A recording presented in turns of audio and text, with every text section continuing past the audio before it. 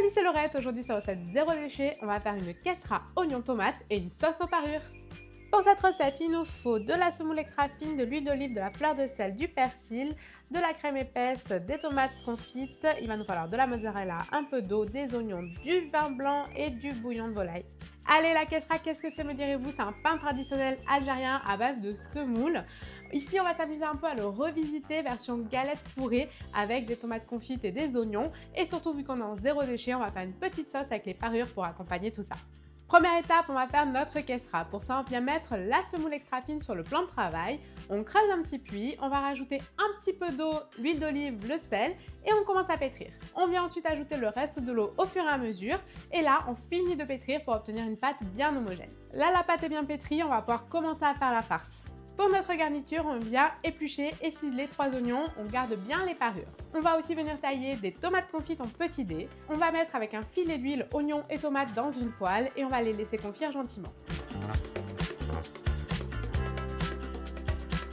On vient ciseler du persil, on l'ajoute en fin de cuisson et on réserve. On va aussi venir tailler une mozzarella en tranches fines.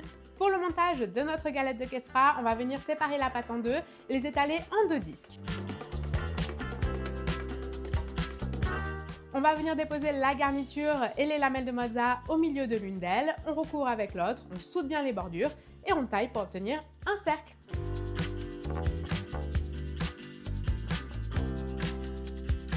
Et ça, surtout vous jetez pas, vous pouvez les faire cuire nature ou faire des mini cassera.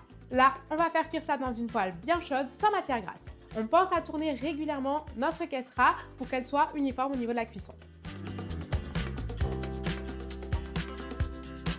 Place à la sauce, on va récupérer nos parures d'oignons, on va venir les mettre dans une casserole avec de l'huile et on va les laisser colorer. Une fois qu'elles sont bien dorées, on déglace avec du vin blanc. On va ensuite ajouter les queues de persil qu'on a conservées tout à l'heure et le bouillon.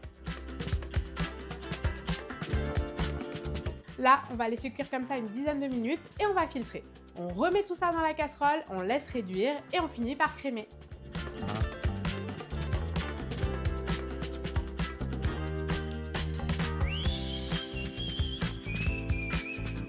Et voilà, notre cassera et sa sauce aux parures est maintenant terminée. J'espère que ça vous a donné envie de le faire à la maison et je vous dis à très vite pour de nouvelles recettes. Ciao!